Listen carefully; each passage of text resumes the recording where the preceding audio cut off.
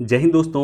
आज 26 जून 2022 है। आज हम लोग डिस्कस करेंगे कि दैनिक जागरण के राष्ट्रीय संस्करण को किस तरह से पढ़ें, किस तरह से आप इसे यूपीएससी के लिए पढ़ सकते हैं और किस तरह से आप किसी भी स्टेट पीसीएस के लिए इसे पढ़ सकते हैं।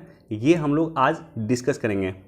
काफ़ी दिन के बाद मैं ये लेक्चर ले रहा हूँ और ये लेक्चर इंपॉर्टेंट है। काफ़ी नए लोग हमारे चैनल पर जुड़े हैं तो उनके लिए काफ़ी महत्वपूर्ण होगा कि दैनिक जागरण के राष्ट्रीय संस्करण को कैसे पढ़ें। पेपर पढ़ने का सबसे इम्पॉर्टेंट पर्सपेक्टिव ये होता है कि पेपर को किस तरह से आप कोरिलेट करके पढ़ते हैं, पेपर को किस तरह से आप पॉलिटी से कोरिलेट करके पढ़ते हैं, पेपर को किस तरह से ज्योग्राफी से कोरिलेट करके पढ़ते हैं, हिस्ट्री से किस तरह से कोरिलेट करके पढ़ते हैं, इकोनॉमिक्स से किस तरह से कोरिलेट करके पढ़ते हैं, आर्ट एंड कल्चर से किस तरह से कोरिलेट करके पढ़ते हैं, इन्वायरमेंट से किस तरह से कोरिलेट करके पढ़ते हैं। तो पेपर को कैसे हम कोरिलेट करके पढ़ें, किस तरह से स्टैटिक पोर्शन से कोरिलेट करके पढ़ें, वो अधिक इम्पॉर्टेंट होता है। यूपीएससी में नॉर्मली डायनेमिक क्वेश्चन अधिक पूछे जाते हैं, खास करके जीएस पेपर 2 में और 3 में डायनेमिक क्वेश्चन अधिक पूछे जाते हैं, लेकिन साथ ही साथ स्टैटिक पोर्शन का भी इम्पॉर्टेंट होता है। डायनेमिक पोर्शन को किस तरह से स्टैटिक पोर्शन के साथ हम कोरिलेट करें, यानी जो करंट की घटना है उसको किस तरह से अपने बुक के साथ हम कोरिलेट करें, करंट की घटना है उसको किस तरह से लक्ष्मीकांत के बुक के साथ कोरिलेट करें, रमेश सिंह की जो बुक है उसके साथ कोरिलेट करें, ये अधिक इम्पॉर्टेंट है। और इसी टॉपिक पे फोकस करते हुए आज हम लोग डिस्कस करेंगे। तो ये डिस्कशन आपके एग्जाम पर्सपेक्टिव से काफ़ी इम्पॉर्टेंट होने वाला है। दोस्तों, जिन लोगों ने हमारे टेलीग्राम को नहीं ज्वाइन किया है जाकर के ज्वाइन कर लीजिएगा, लिंक आपको डिस्क्रिप्शन में मिल जाएगा। टेलीग्राम पे इसी तरह से जो इम्पोर्टेंट न्यूज़ होता है उसको इस तरह से टिक करके मैं प्रोवाइड करता हूँ ताकि उस न्यूज़ को आप लोग पढ़ लें। न्यूज़ पढ़ना अधिक इम्पॉर्टेंट है। जो भी लोग वीडियो हमारा सुनते हैं वो न्यूज़ ज़रूर पढ़ें। एटलीस्ट जिस न्यूज़ को मैं यहाँ पर टिक कर देता हूँ उसको टेलीग्राम से पढ़ लें। टेलीग्राम का लिंक डिस्क्रिप्शन में मिल जाएगा या विजडम एजुकेशन सर्च कीजिएगा टेलीग्राम पर जाकर के, हमारा चैनल आपको मिल जाएगा। अब देखिए, ये जो न्यूज़ है ये न्यूज़ एग्जाम पर्सपेक्टिव से बिल्कुल इम्पॉर्टेंट नहीं है, लेकिन इसके बैकग्राउंड में जो चीज़ें हैं वो एग्जाम पर्सपेक्टिव से बहुत ही इम्पॉर्टेंट है। बैकग्राउंड में चीज़ें क्या हैं कि महाराष्ट्र में जो इस तरह का केस हुआ है, तो एक तो दल बदल कानून आपके लिए इम्पॉर्टेंट हो जाता है कि दल बदल कानून क्या है, 10वीं अनुसूची क्या है, ये आपके एग्जाम पर्सपेक्टिव से काफ़ी इम्पॉर्टेंट हो जाता है। 52वें संविधान संशोधन 1985 में 10वीं अनुसूची को जोड़ा गया था और दल बदल कानून बेसिकली बनाया गया था। तो दल बदल कानून से इस बार अगर प्रीलिम्स में देखिएगा, यूपीएससी प्रीलिम्स में, वहाँ पे भी क्वेश्चन पूछा गया। तो इस सब जो घटना होता है उसके बैकग्राउंड से क्वेश्चन पूछे जाते हैं। डायरेक्टली घटना से क्वेश्चन नहीं पूछेगा कि किस राष्ट्र में अभी या किस राज्य में अभी इस तरह की घटनाएँ हुई है या किस राज्य में तख्ता पलट हुआ, वो सब क्वेश्चन नहीं पूछेगा। लेकिन इसका बैकग्राउंड क्या है, दल बदल कानून, इससे क्वेश्चन पूछेगा। दूसरा कि जब ऐसी घटना होती है तब स्पीकर की भूमिका सबसे अधिक इम्पॉर्टेंट हो जाती है। तो स्पीकर की भूमिका क्या है, स्पीकर का रोल क्या है, संविधान में स्पीकर का क्या प्रोविजन है, स्पीकर को क्या पावर दिया गया है, स्पीकर की क्या शक्ति है, ये सब पर्सपेक्टिव आपको लक्ष्मीकांत के बुक में मिल जाएगा, वहाँ से आप लोग पढ़ लीजिएगा। तीसरा कि ऐसी जब घटना होती है तब राज्यपाल की भूमिका भी इम्पॉर्टेंट हो जाती है। तो राज्यपाल की विवेकाधीन शक्ति क्या है, राज्यपाल किस तरह से इस सब घटना में इनेक्ट करता है, ये सब एग्जाम पर्सपेक्टिव से इम्पॉर्टेंट है और ये भी आपके किताब में मिल जाएगा। इसके अलावा एक और इम्पॉर्टेंट चीज़ जो किताब में नहीं मिलेगा लेकिन आपको सर्च करके पढ़ना, कि इस सब जो घटना इस तरह की होती है, जब कभी भी किसी भी स्टेट में तख्ता पलट होता है तो ऐसी स्थिति में माननीय सर्वोच्च न्यायालय ने या माननीय उच्च न्यायालय ने अभी तक क्या क्या निर्णय दिया। जैसे एसआर बोम्मई वाद दिया था 1994 में माननीय सर्वोच्च न्यायालय के द्वारा, और अभी भी जब इस तरह की कोई घटना होती है तो उसको एसआर बोम्मई वाद को कोट किया जाता है। जैसे एसआर बोम्मई वाद में ये कहा गया था कि जो बहुमत का परीक्षण होगा वो राजभवन में नहीं होगा, वो विधानसभा के पटल पे होगा, और उसको आज भी इनेक्ट किया जाता है, आज भी उसको लागू किया जाता है। तो माननीय सर्वोच्च न्यायालय का इस तरह की घटना पे क्या निर्णय दिया गया, कौन कौन इंपॉर्टेंट निर्णय है, उसको आपको सर्च करके एक जगह पढ़ना, उसका नोट्स बनाना। तो ये इम्पॉर्टेंट है, यानी ये न्यूज़ इम्पॉर्टेंट नहीं, न्यूज़ के बैकग्राउंड में बहुत सारी चीज़ें हैं जो बहुत ही अधिक इम्पॉर्टेंट हैं। इसके अलावा ये जो न्यूज़ है, नज़रबंदी कानून का नियमित रूप से प्रयोग नहीं हो सकता। माननीय सर्वोच्च न्यायालय ने कहा है कि नज़रबंदी कानून जो है, यानी किसी को एक घर में बंद करके जो रख देती है, हमने देखा है कि जम्मू कश्मीर में किस तरह से महबूबा मुफ्ती को नज़रबंद किया गया था, या फारूक अब्दुल्ला जी को किस तरह से नज़रबंद किया गया था। तो नज़रबंद कानून का आप नियमित रूप से प्रयोग नहीं कर सकते हैं, और ये भारत के संविधान के आर्टिकल 21 के अंतर्गत आए हुए निजता के अधिकार का उल्लंघन है। अब देखिए, चूंकि यहाँ पे बैकग्राउंड डिस्कस हो रहा है निजता का अधिकार, तो निजता का अधिकार भी जाकर के देख लीजिएगा। निजता के अधिकार पे डायरेक्टली क्वेश्चन यूपीएससी ने पूछा है कि निजता का अधिकार किस आर्टिकल के तहत आता है, और कुछ स्टेट पीसीएस में भी क्वेश्चन पूछा गया कि निजता का अधिकार किस अनुच्छेद में आता है। मौलिक अधिकार का जितना अनुच्छेद है, सभी अनुच्छेद आप लोग को टिप पे होना चाहिए, आप लोगों को याद होना चाहिए। खास करके अनुच्छेद 21 में लगभग 40 से अधिक अधिकार दिए गए। सोने का अधिकार ये अनुच्छेद 21 में है, शादी करने का अधिकार अनुच्छेद 21 में है, स्वच्छ वातावरण में सांस लेने का अधिकार अनुच्छेद 21 में है, स्वास्थ्य का अधिकार अनुच्छेद 21 में है। तो कई सारा अधिकार जो है अनुच्छेद 21 में है। और निजता का अधिकार बेसिकली जस्टिस के.एस. पुद्दुस्वामी बनाम भारत संघवाद में 2017 में माननीय सर्वोच्च न्यायालय के द्वारा निजता का अधिकार दिया गया, और इस निजता के अधिकार को अनुच्छेद 21 में स्थापित किया गया, यानी निजता का अधिकार अनुच्छेद 21 का पार्ट है। तो ये बैकग्राउंड हुआ। जैसे मान लीजिए ये न्यूज़ हुआ कि नज़रबंदी कानून नियमित रूप से प्रयोग नहीं कर सकते हैं। तो इसका बैकग्राउंड क्या हुआ? इसका बैकग्राउंड हुआ कि निजता के अधिकार का उल्लंघन होता है, तो निजता का अधिकार आपके एग्जाम पर्सपेक्टिव से इंपॉर्टेंट हो जाता है। तो न्यूज़ का जो बैकग्राउंड होता है वो बैकग्राउंड अधिक इंपॉर्टेंट है। जैसे अभी यहाँ पे अग्निपथ योजना के बारे में जिक्र है, तो अग्निपथ योजना को लेकर के अभी तक सबसे पहले तो क्या है अग्निपथ योजना? अग्निपथ योजना का बेसिक पॉइंट क्या? अग्निपथ योजना के क्या सकारात्मक पॉइंट है? 5 सकारात्मक पॉइंट आपको याद होनी चाहिए, या उसके बारे में नोट्स होना चाहिए। अग्निपथ योजना के क्या 5 नकारात्मक पॉइंट? अग्निपथ योजना को लेकर के विभिन्न मंत्रालय ने क्या कहा?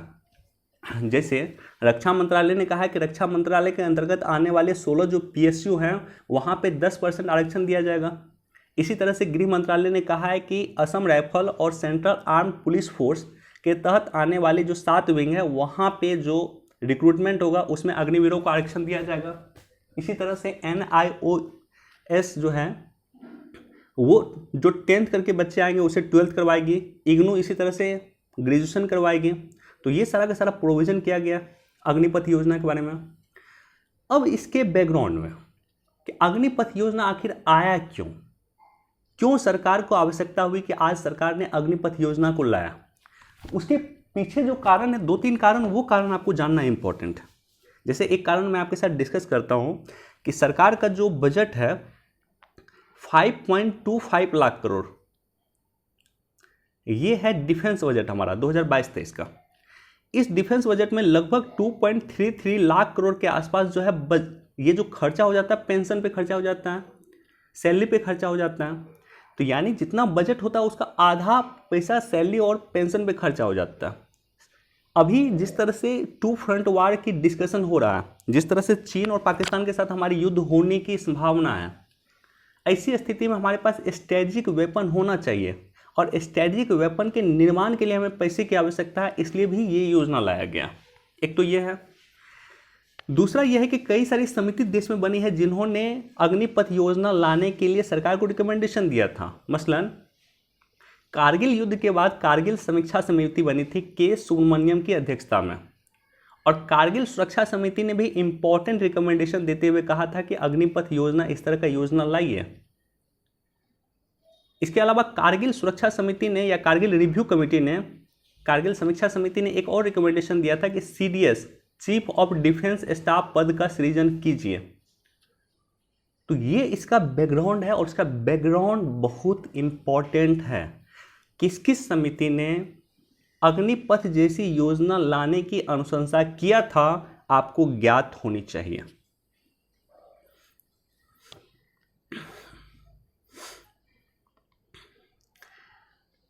शहरी गरीबों के लिए 1 करोड़ पक्के मकान तैयार।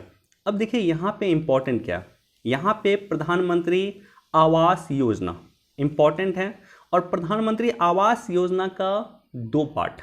एक पार्ट तो है प्रधानमंत्री आवास योजना ग्रामीण, जिसको ग्रामीण विकास मंत्रालय रेगुलेट करता है, और एक योजना है प्रधानमंत्री आवास योजना शहरी, जिसे शहरी मामलों के मंत्रालय इसको रेगुलेट करता है।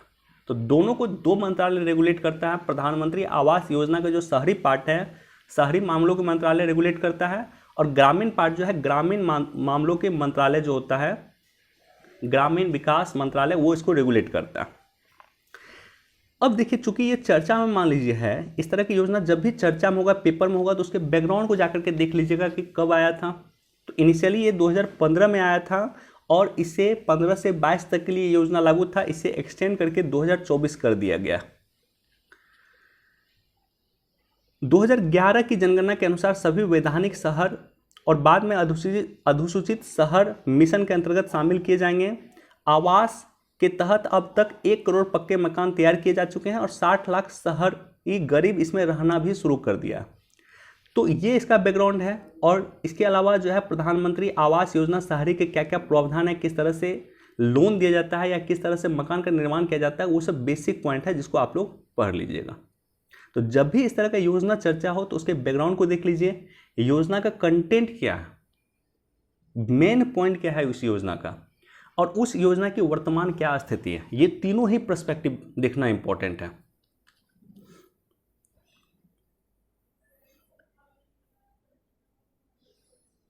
सेकेंड पेज में नॉर्मली दिल्ली का न्यूज होता है, दिल्ली का जो लोकल न्यूज होता है वो होता है, इसलिए सेकेंड पेज नॉर्मली इंपॉर्टेंट नहीं होता। अब थर्ड पेज राजनीति का न्यूज है, लेकिन थर्ड पेज आज इंपॉर्टेंट है। देखिए, थर्ड पेज में ये जो न्यूज है, इस न्यूज को अगर आप पढ़ रहे हैं और नारकोटिक्स कंट्रोल ब्यूरो के बारे में आपको पता नहीं है, तो ऐसी कंडीशन में ये न्यूज पढ़ना आपके लिए बेकार है।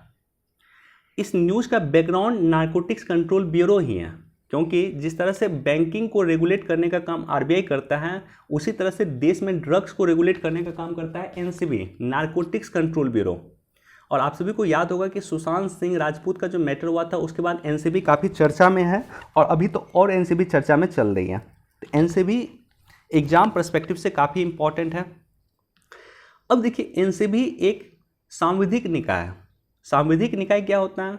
वैसा निकाय, वैसा इंस्टीट्यूशन जिसकी स्थापना संसद के किसी एक्ट के द्वारा किया गया, उसे सांविधिक निकाय कहते हैं, उसे लीगल बॉडी कहते हैं, उसे वैधानिक निकाय कहते हैं। तो इसकी स्थापना बेसिकली 1986 में मार्च 1986 में किया गया था, और एक एक्ट है संसद का, narcotics drug and psychotropic substance act 1985। ये एक्ट याद रख लीजिएगा, narcotics drug and psychotropic substance act 1985। जब हिंदी में, मान लीजिए हिंदी में इसका नाम काफ़ी टिपिकल होता है, तो ऐसी कंडीशन में देवनागरी में ये नाम जो है narcotics drug and psychotropic substance act, इसको देवनागरी में ही लिख दीजिएगा, तो कोई इशू नहीं होगा। ऐसा नहीं कि मार्क आपका कटेगा। यह गृह मंत्रालय के अधीन बेसिकली काम करता है। तो एनसीबी बेसिकली गृह मंत्रालय के अधीन काम करता है, यानी अमित शाह जी के अंतर्गत ये काम करता है, ये विभाग काम करता है। इसका हेडक्वार्टर नई दिल्ली में है, और क्षेत्रीय कार्यालय हैं मुंबई, इंदौर, कोलकाता, दिल्ली, चेन्नई, लखनऊ, जोधपुर, चंडीगढ़, जम्मू, अहमदाबाद, बेंगलोर, गुवाहाटी और पटना में भी एनसीबी का हेड क्षेत्रीय कार्यालय है। इसका प्रमुख उद्देश्य मादक पदार्थों की तस्करी पर रोक लगाना, देश के सीमांत क्षेत्र पर नजर रखना, ताकि विदेश तस्करों को गतिविधियों को सीमा पर नियंत्रित करने का किया जा सके। अब देखिए, इंपॉर्टेंट क्यों है? इंपॉर्टेंट यह है कि भारत का जो दो पड़ोसी देश है, दो पड़ोसी देश नहीं कहूँगा, लेकिन दो जो क्षेत्र है भारत का, अगर आप मैप देखिए, इस तरह का मैप है। इधर हमारा पूरा हिमालय हो गया, इधर जो है इधर म्यांमार वगैरह हो गया, म्यांमार है, इधर जो है पाकिस्तान है, और नीचे जो है समुद्र है। तो जमीन के माध्यम से हमारा जुड़ाव जो है म्यांमार साइड में है, या कह सकते हैं पश्चिमी पाकिस्तान में है, या पाकिस्तान में है। तो पाकिस्तान साइड में जो एक क्षेत्र है जिसे स्वर्णिम अर्ध चंद्राकार क्षेत्र कहा जाता है, वो क्षेत्र है पाकिस्तान, अफगानिस्तान और ईरान उसमें आता है। स्वर्णिम अर्ध चंद्राकार क्षेत्र कहा जाता है, ऐसे होता है। ये जो क्षेत्र है इसमें 3 देश आता है, पाकिस्तान, ईरान और अफगानिस्तान। ये स्वर्णिम अर्धचंद्राकार क्षेत्र इसलिए कहा जाता है कि क्योंकि यहाँ पे ड्रग्स का उत्पादन काफी ज्यादा होता है। और दूसरी तरफ गोल्डन ट्रायंगल है हमारे पूरब में, इंडिया के ईस्ट में गोल्डन ट्रायंगल है, उसमें है म्यांमार, थाईलैंड और लाओस, ये 3 देश शामिल हैं। कई बार तो फिल्म्स में डायरेक्टली क्वेश्चन ही पूछ देगा कि गोल्डन ट्रायंगल में कौन सा देश शामिल नहीं है। तो गोल्डन ट्रायंगल बेसिकली इसका नाम इसलिए रखा गया कि ये भी क्षेत्र जो है ड्रग्स के उत्पादन के लिए काफ़ी फेमस है। अब सोच कर देखिए, जमीन से जुड़ाव हमारा पूर्व की तरफ म्यांमार के साथ है और पश्चिम की तरफ पाकिस्तान के साथ है, और दोनों ड्रग्स के लिए काफ़ी फेमस जगह है। तो ऐसी कंडीशन में ये ड्रग्स बनेगा तो इस ड्रग्स को कहाँ पे भेजेगा ये लोग? इंडिया ही भेजेगा, स्वाभाविक रूप से इंडिया भेजेगा, ये लोग भी इंडिया भेजेगा। तो ऐसी कंडीशन में ड्रग्स का प्रकोप इंडिया में काफ़ी बढ़ रहा है। तो जब ड्रग्स का प्रकोप इंडिया में बढ़ रहा है तो वैसी स्थिति में एनसीबी की भूमिका भी काफ़ी सशक्त हो जाती है। इसलिए एनसीबी लगातार चर्चा में होता है और इसलिए एनसीबी से क्वेश्चन भी पूछा जाता है। एनसीबी के डायरेक्टर हैं वर्तमान में सत्य प्रकाश प्रधान। तो ये सब बैकग्राउंड है, बैकग्राउंड इंपॉर्टेंट है। ये जो न्यूज़ है, न्यूज़ में कुछ खास इंपॉर्टेंट नहीं दिया गया है, लेकिन इसका बैकग्राउंड है। जब भी ड्रग्स के बारे में आपको डिस्कस करना हो तो एनसीबी के बगैर आप ड्रग्स के बारे में डिस्कस नहीं कर सकते हैं। तंजानिया और सोलोमन द्वीप के समकक्ष से मिले जयशंकर जी। रवांडा की राजधानी किगाली, जो अफ्रीका का एक देश है रवांडा, वहां पे 20वें राष्ट्रमंडल शिखर सम्मेलन का आयोजन किया जा रहा। तो यहाँ पे इस न्यूज़ के बैकग्राउंड से एक इम्पॉर्टेंट पॉइंट है कि राष्ट्रमंडल देश क्या होता है। राष्ट्रमंडल देशों की भूमिका भारत के लिए वर्तमान में किस रूप से दिखती है आपको? राष्ट्रमंडल क्या आज उसी रूप में है जिस रूप में पहले स्थापित किया गया था? क्या राष्ट्रमंडल अपने उद्देश्य को प्राप्त करने की दिशा में अग्रसर है? तो ये सब पॉइंट होता है जब राष्ट्रमंडल के बारे में आप लोग सोचना शुरू कीजिएगा तो ये सब पॉइंट आपके सामने में आएगा जिसका जवाब आपको तलाशने की जरूरत है। और दूसरा इसका पॉइंट है कि भारत के विदेश मंत्री अगर किसी देश के विदेश मंत्री से मिलते हैं तो उसका एक इम्पैक्ट होता है, उसका एक कारण होता है। अंतर्राष्ट्रीय संबंध में बिना कारण कोई चीज नहीं होता, किसी न किसी घटना के पीछे कोई न कोई कारण होता है इंटरनेशनल पॉलिटिक्स में। तो सोलोमन द्वीप वही द्वीप है जहाँ पे लगातार जाकर के ये प्रयास कर रहा है कि हमें एक बेस दे दीजिए। चीन वहाँ पे बेस बनाने का प्रयास कर रहा है। चीन वहाँ अपनी मजबूती को दिखाने का प्रयास कर रहा है या मजबूत अपने आप को करने का प्रयास कर रहा है। इसी तरह से तंजानिया में भी चीन का काफ़ी इन्वेस्टमेंट है। तो इसलिए भारत चीन को काउंटर करने के लिए आवश्यकता था कि तंजानिया और खास करके सोलोमन द्वीप के समकक्ष से भारत के विदेश मंत्री मिले। क्योंकि चीन वहाँ पे अपनी प्रेजेंस बना रहा है तो आवश्यकता यह है कि भारत भी अपना प्रेजेंस इन द्वीपों पे बनाए। अब देखिए ये जो न्यूज़ है, बाल कलाकारों से लगातार 27 दिन से अधिक नहीं काम करवाएं। इंपॉर्टेंट न्यूज़ नहीं है इसमें। फिर इंपॉर्टेंट ये संस्था है जिस संस्था के पास ये अधिकार होता है कि इस तरह का वो आदेश पारित कर सकता। और ये संस्था क्या है? राष्ट्रीय बाल संरक्षण आयोग। तो जब इस न्यूज़ के बारे में आप पढ़ रहे हैं तो इस संस्था के बारे में आपको निश्चित तौर पे पता होना चाहिए। तो ये संस्था बेसिकली जो फिल्म उद्योग है उसको आदेश दिया है कि कोई भी बच्चा को अगर आप काम करवाते हैं तो उस बच्चे को आप 27 दिन से अधिक काम नहीं करवा सकते हैं 1 महीना में। अब सवाल ये 1 महीना में है, हाँ, लगातार 27 दिन से अधिक आप काम नहीं करवा सकते। अब ये संस्था चूंकि चर्चा में है तो ये संस्था के बारे में बेसिक इंफॉर्मेशन जरूर होना चाहिए, क्योंकि नेशनल ह्यूमन राइट कमीशन पे मैंने एक सेपरेट वीडियो बनाया था, मैं टेलीग्राम पे पोस्ट कर दूंगा, आप लोग देखिएगा।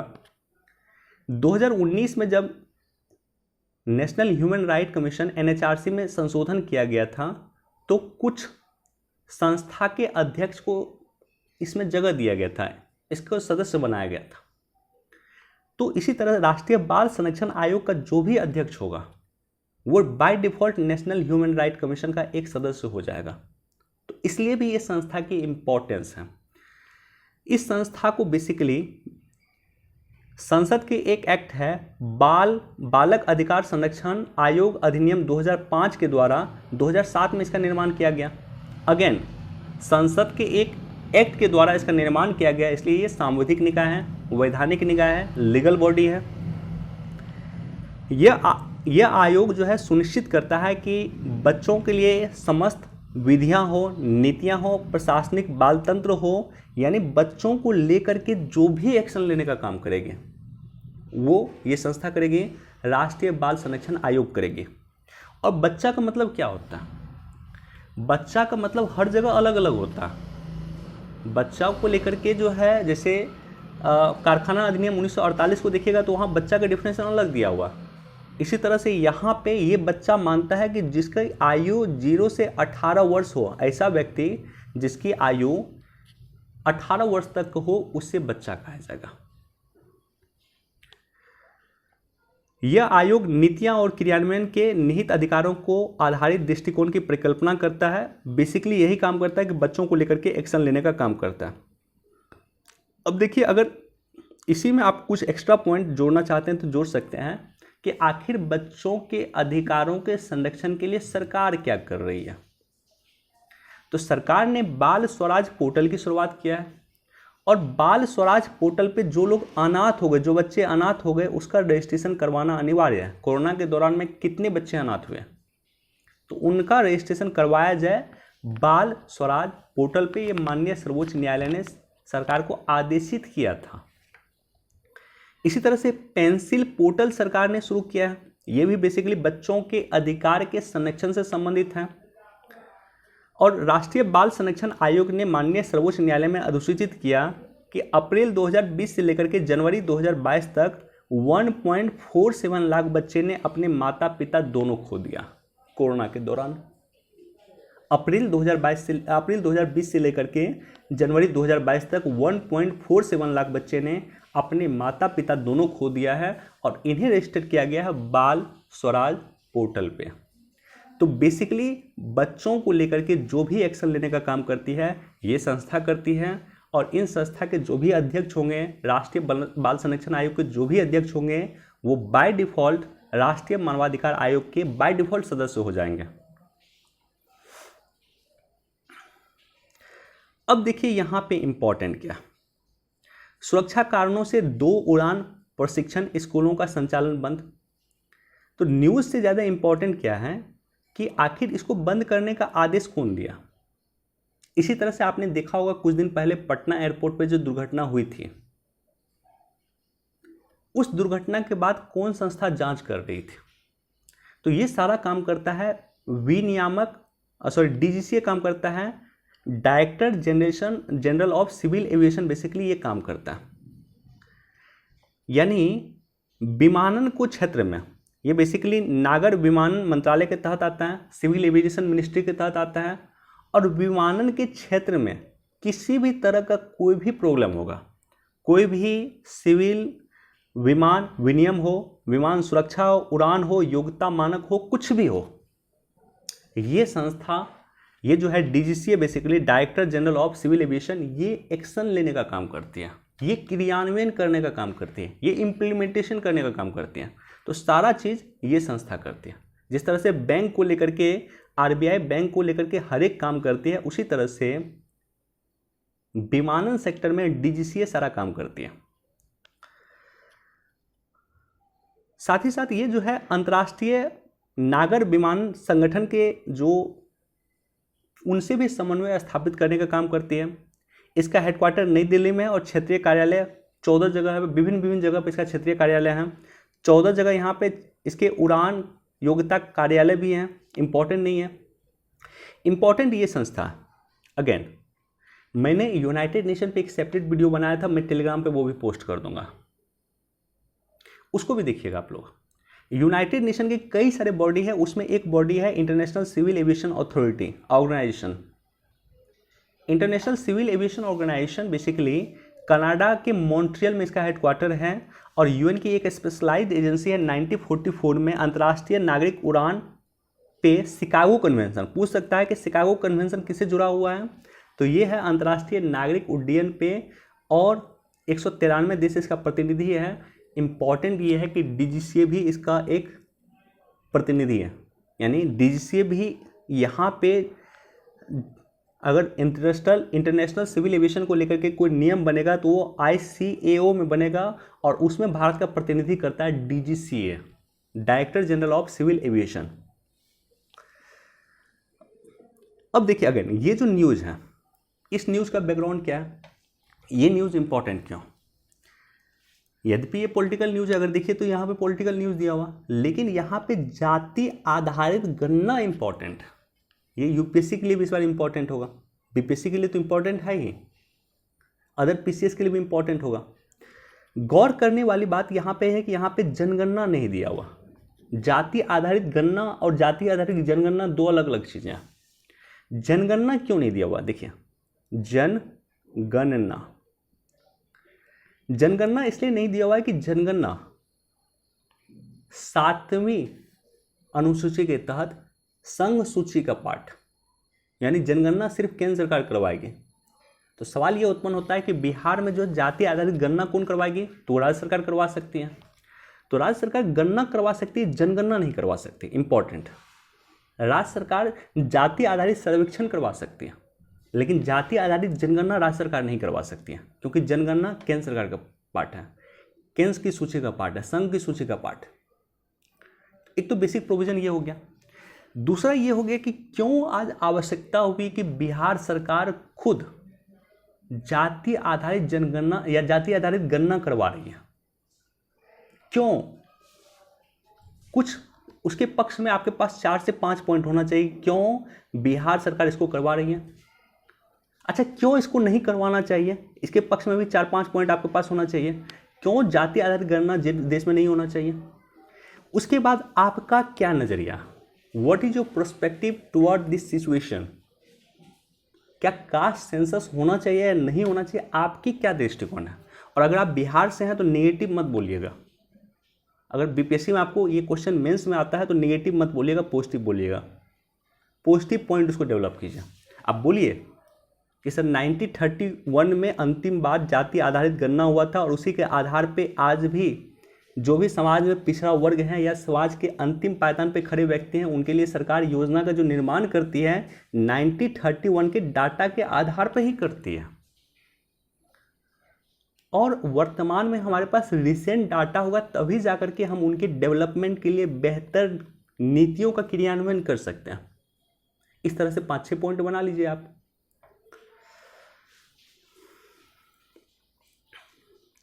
अगेन ये भी काफी इंपॉर्टेंट टॉपिक है। ज्ञानवापी जो इशू हुआ था उसके बाद ये अधिनियम काफी चर्चा में रहा।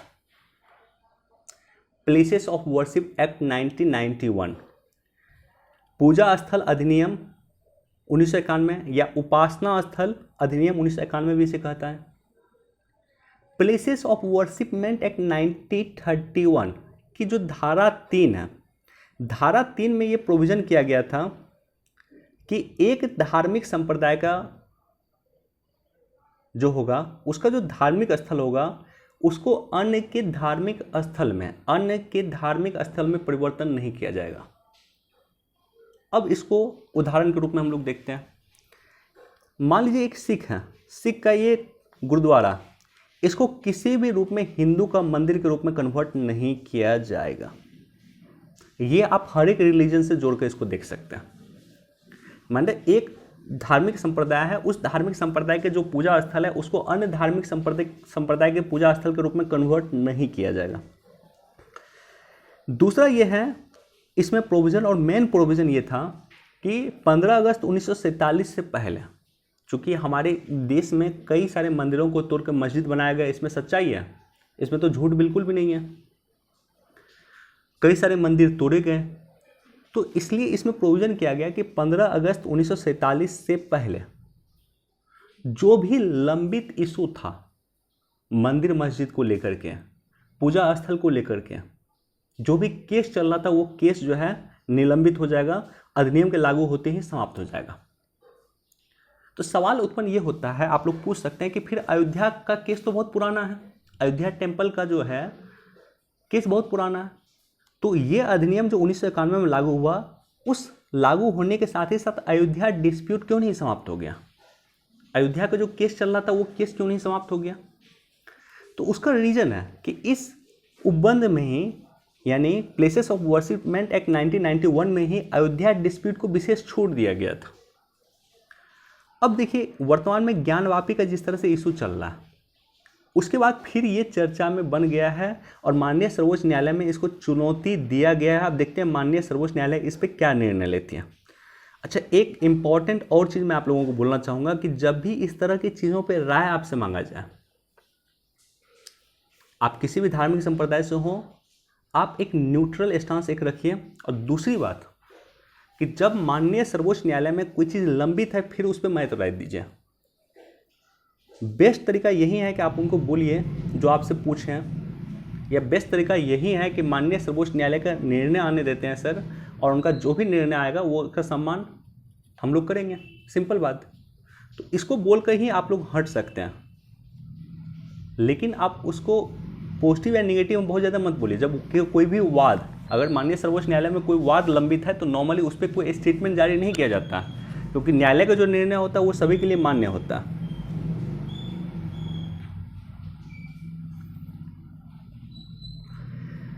अगेन राष्ट्रपति से संबंधित पूरा पेज है। राष्ट्रपति के बारे में डेली न्यूज आ रहा है। राष्ट्रपति के बारे में A to Z लक्ष्मीकांत के बुक में दिया हुआ डिटेल से पढ़ जाइएगा।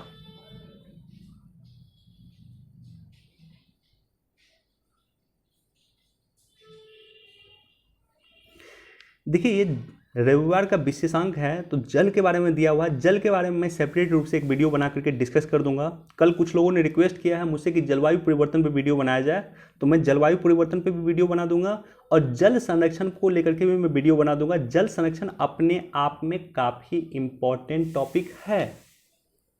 जिस तरह से ग्राउंड वाटर जीरो हो रहा है वो भी काफ़ी इम्पोर्टेंट। भोले के भक्तों की रक्षा करेगा त्रिनेत्र कवच। बेसिकली सीसीटीवी कैमरे से उनकी मॉनिटरिंग होगी, RFID कार्ड दिया जाएगा, तो RFID कार्ड के माध्यम से उन्हें ट्रैक किया जा सकता है कि अभी वो लोग कहाँ हैं अमरनाथ यात्रा के दौरान। एडिटोरियल इंपॉर्टेंट आज का बिल्कुल भी नहीं है, तो एडिटोरियल को आप लोग स्किप कर सकते हैं। बिजनेस पेज इंपॉर्टेंट है। बिजनेस पेज में क्या है कि आज कई सारे कंपनी आपने सुना होगा, जैसे धानी ऐप है, महेंद्र सिंह धोनी इसका प्रचार कर रहे हैं, तो फिनटेक कंपनी है और ऑनलाइन लोन देने का काम कर रही है। तो ये सब जो कंपनी ऑनलाइन लोन देती है वो काफ़ी महंगे इंटरेस्ट पे देती है। 10% मान लीजिए मंथली, या 10% 3 महीना के इंटरेस्ट पे वो लोग लोन देती है। तो इसको लेकर के कई सारा शिकायत RBI के पास आया और RBI ने एक कमेटी बना दिया है बेसिकली, जो अब काम करेगी। ये जो कंपनी फिनटेक कंपनी है जो लोन देने का काम करती है उस पर एक्शन लेगी, और साथ ही साथ बिना बैंकिंग लाइसेंस के ये लोग वित्तीय कारोबार नहीं कर सकते, यानी लोन देने का काम भी नहीं कर सकते। तो निश्चित तौर पे एक अच्छा कदम है।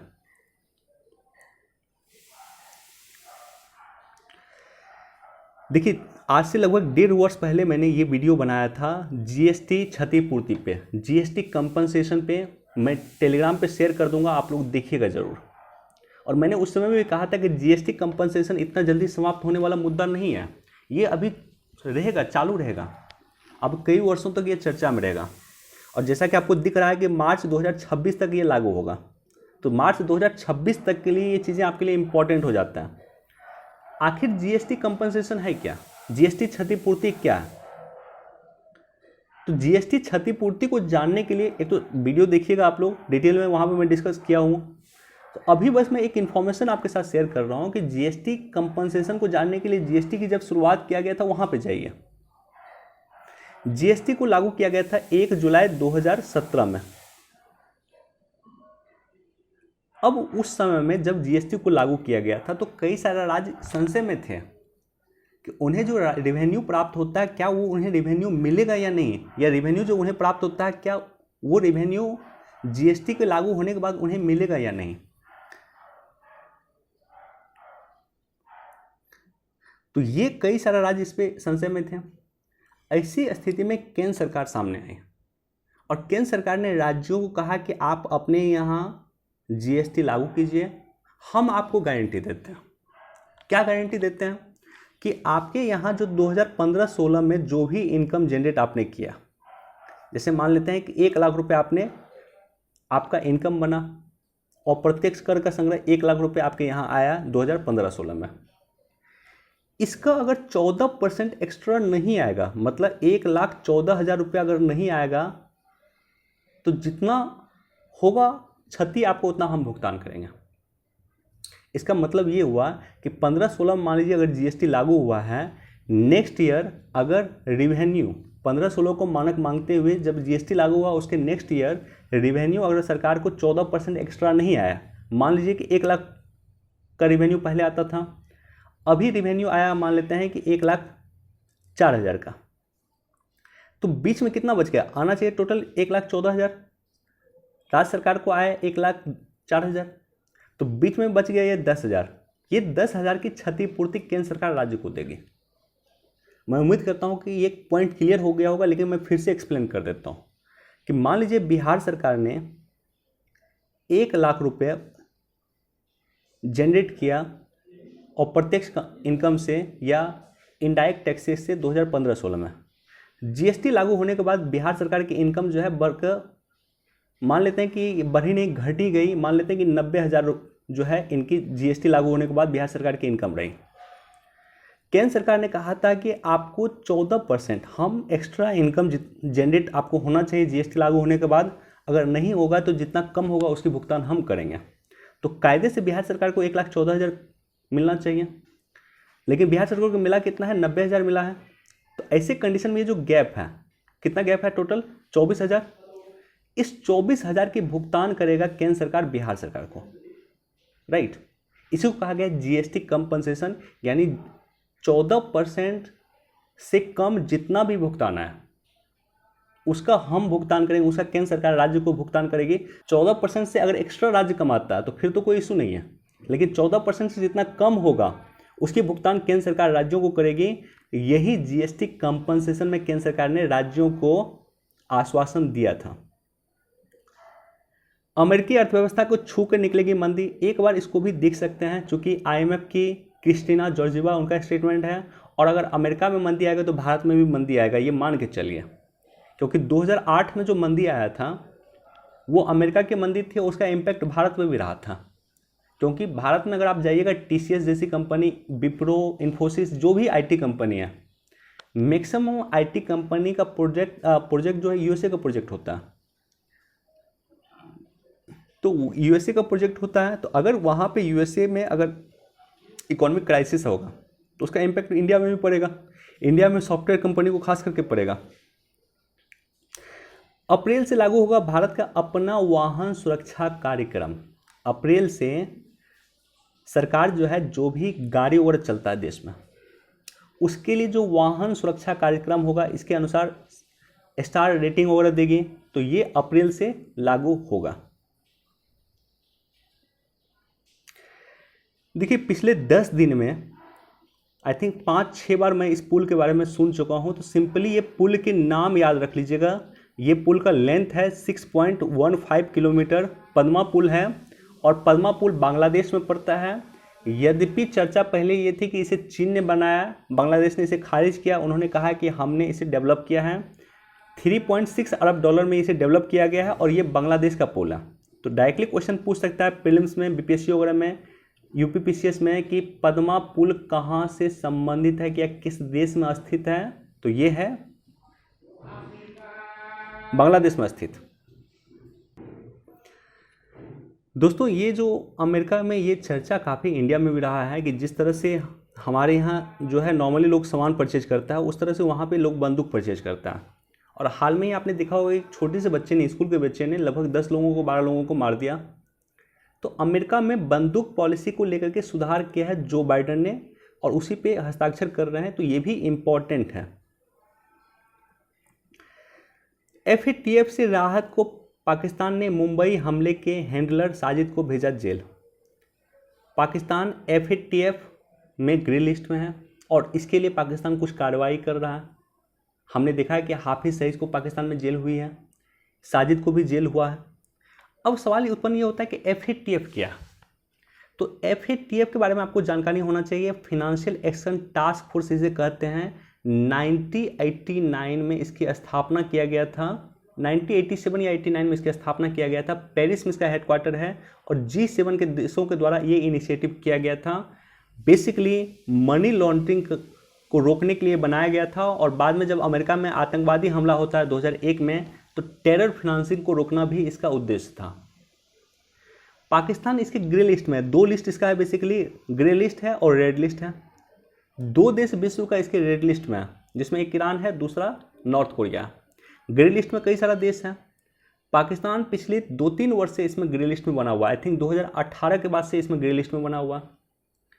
लगभग ऐसा माना जाता है कि $33 बिलियन का पाकिस्तान को नुकसान हुआ इसके ग्रे लिस्ट में बने रहने के कारण। तो FATF के बारे में आपको डिटेल से जानकारी होना चाहिए, साथ ही साथ कि ग्रे लिस्ट में का क्या इम्पैक्ट है। अगर एक देश ग्रे लिस्ट में जाता है तो उससे क्या नुकसान होता है, और एक देश ब्लैक लिस्ट में जाता है तो उससे क्या नुकसान होता है। ये दोनों ही पर्सपेक्टिव आपको क्लियर होना चाहिए।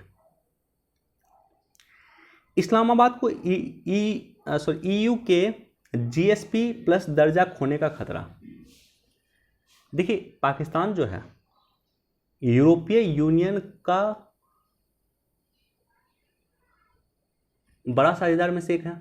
पाकिस्तान का जो सप्लाई होता है, और ख़ास करके जो कॉटन कपड़ा उपड़ा होता है, वो मैक्सिमम होता है यूरोपीय कंट्री को। अब यूरोपियन कंट्री ने GSP+ का स्टेटस दिया पाकिस्तान को। GSP मतलब होता है generalise system of preference. GSP मतलब होता है कि विशेष छूट दिया जाता है। जैसे हम लोग टैरिफ लेते हैं नॉर्मली किसी उत्पाद पे, तो GSP को अगर पाकिस्तान का दर्जा दिया गया है, मतलब कि वहाँ के उत्पाद पे विशेष छूट है। पाकिस्तान के जो उत्पाद है उसमें विशेष टैरिफ छूट देता है यूरोपीय देश। इसलिए आप सभी को याद होगा कि चाह कभी इमरान खान ने फ्रांस के जो राजदूत है जो पाकिस्तान में था उसको नहीं निकाला था। मोहम्मद साहब पैगम्बर का जो इंसिडेंट हुआ था, शार्ली एब्डो का जो इंसिडेंट हुआ था, उसके बाद भी पाकिस्तान में काफ़ी दिन विद्रोह हुआ चला था, काफ़ी दिन आंदोलन चला था। इसके बावजूद भी फ्रांस के राजदूत को पाकिस्तान से बाहर नहीं निकाला था इमरान खान ने। उसका रीज़न यही था कि अगर यूरोपीय यूनियन ने आज पाकिस्तान को GSP का दर्जा देना बंद कर दिया तो यूरोप के साथ उनका व्यापार चरमरा जाएगा और पाकिस्तान की स्थिति और ख़राब हो जाएगी। इसलिए पाकिस्तान यूरोपीय यूनियन के साथ अपने रिलेशन को मेंटेन करके रखने का प्रयास करता है। और पाकिस्तान में जिस तरह से अभी घटनाएं हो रही है, अल्पसंख्यक लोगों के साथ अत्याचार हो रहा है, तो पाकिस्तान पे ये खतरा तो है कि यूरोपीय यूनियन उनका GSP+ स्टेटस समाप्त कर दें। और अगर ऐसा होता तो पाकिस्तान का ज़बरदस्त नुकसान होगा। तो बेसिकली इसके बैकग्राउंड में है GSP क्या होता है, और यूरोपीय यूनियन ने पाकिस्तान को GSP क्यों दिया था, और GSP का बेसिक प्रोविज़न क्या होता है। पाकिस्तान ने मांगे नहीं मानी तो पूरे देश में जिहाद। TTP तहरीके तालिबान पाकिस्तान। देखिए, भारत लगातार पाकिस्तान को कहता है कि आप गुड टेररिज्म और बैड टेररिज्म के बीच में डिफ्रेंशिएट करते हैं। पाकिस्तान यद्यपि इस बात को इनकार करता है। गुड टेररिज्म पाकिस्तान के लिए क्या है? कश्मीर में जो आतंकवाद फैलाएगा वो पाकिस्तान के लिए गुड टेररिज्म है। अफगानिस्तान में जो तालिबान था वो पाकिस्तान के लिए गुड टेररिज्म था। यानी वो टेररिज्म जो पाकिस्तान के हित को रख के काम करता है, अदर देश में आतंकवाद फैलाता है, वो गुड टेररिज्म है। बैड टेररिज्म क्या है? कि वो टेररिज्म जो पाकिस्तान में आतंकवाद फैलाता है, पाकिस्तान के लोगों को मारता है, वो पाकिस्तान के लिए बैड टेररिज्म है। यानी TTP तहरीके तालिबान पाकिस्तान। तहरीके तालिबान पाकिस्तान ये चाहता है कि पाकिस्तान में लोकतंत्र को समाप्त करके पूरी तरह से इस्लामिक कानून लागू हो, जैसे अफगानिस्तान में लागू हुआ। तो जो तालिबान, देखिए TTP भी, तहरीके तालिबान पाकिस्तान भी बेसिकली तालिबान का ही पार्ट है। और तालिबान क्या चाहता है? तालिबान चाहता है कि जो मोहम्मद साहब पैगम्बर के समय का जो कानून है वो कानून आज इम्प्लीमेंट हो। यानी अगर कोई व्यक्ति चोरी करता है तो उसका हाथ काट दिया जाए, किसी को गंदी नज़र से देखता है तो उसका आंख निकाल लिया जाए। तो ये चीज़ अब कहीं न कहीं अफगानिस्तान में होना शुरू हो गया है, और इसी चीज़ को वो इम्प्लीमेंट करना चाहता है पाकिस्तान में। तो पाकिस्तान के लिए बैड टेररिज्म है तहरीके तालिबान पाकिस्तान, ये उनके लिए बैड टेररिज्म है। तो यही भारत कहता था कि टेररिज्म इज टेररिज्म, आतंकवाद आतंकवाद होता है, गुड आतंकवाद और बैड आतंकवाद में जो आप डिफ्रेंशिएट करते हैं इसको बंद कीजिए। आतंकवाद पूरी तरह से सफाया होना चाहिए, कोई भी आतंकवाद गुड आतंकवाद नहीं हो सकता। अपनी मांगों को असंवैधानिक रूप से मंगवाना कहीं से भी सही नहीं है। पाकिस्तान में विदेशी मुद्रा को बचाने के लिए चाय नहीं लस्सी और सत्तू के इस्तेमाल का सुझाव। चाय बेसिकली पाकिस्तान चाय का एक इंपोर्टर है। विश्व में चाय का सबसे बड़ी उत्पादक कौन सा है, कमेंट सेक्शन में हमें बताइएगा। तो पाकिस्तान में जिस तरह से फॉरेक्स रिजर्व को बचा जाए इसके लिए वहाँ पे सुझाव दिया गया है कि आप लस्सी और सत्तू का इस्तेमाल को कीजिए, चाय के इस्तेमाल पे प्रतिबंध लगाइए। देखिए आईबी के जो नए डायरेक्टर बने हैं वो बने हैं डेक्का। ये जो डेक्का साहब हैं तपन कुमार डेक्का, ये इंटेलिजेंस ब्यूरो ऑफ इंडिया के नए डायरेक्टर बने हैं। रोनाल्डो का नाम साइकिलिंग में अभी जाना जाता है तो इसको याद रख लीजिएगा। रोनाल्डो फुटबॉलर नहीं है, ये इंडिया का है, मणिपुर का है और इनका नाम साइकिलिंग के लिए जाना जाता है। अमेरिका में लगाया गया था चेचक महामारी का पहला टीका। चेचक टीका का खोज किया था एडवर्ड जेनर ने, ये इंपॉर्टेंट है, इसको याद रख लीजिएगा। तो दोस्तों आज मैंने पूरी तरह से कोशिश किया है कि दैनिक जागरण को कैसे आप लोग पढ़ें, कैसे एग्जाम पर्सपेक्टिव से पढ़ना चाहिए, कैसे पीटी के लिए पढ़ना चाहिए, मेंस के लिए पढ़ना चाहिए, इंटरव्यू के लिए पढ़ना चाहिए, किस तरह से कोरिलेट करके पढ़ना चाहिए, डिटेल से मैंने आपके साथ डिस्कस किया है। तो उम्मीद करता हूँ कि आज का जो डिस्कशन है आपको काफ़ी इंटरेस्टिंग लगा होगा। वीडियो अगर पसंद आए तो अपने दोस्तों के साथ, कलीग के साथ निश्चित तौर पर इसे शेयर कर दें और कोई क्वेश्चन पूछना चाहते हैं तो कमेंट सेक्शन में पूछ सकते हैं या इंस्टाग्राम का आईडी दिया होगा डिस्क्रिप्शन में, हमसे इंस्टाग्राम पे भी आप लोग संपर्क कर सकते हैं। Thank you so much.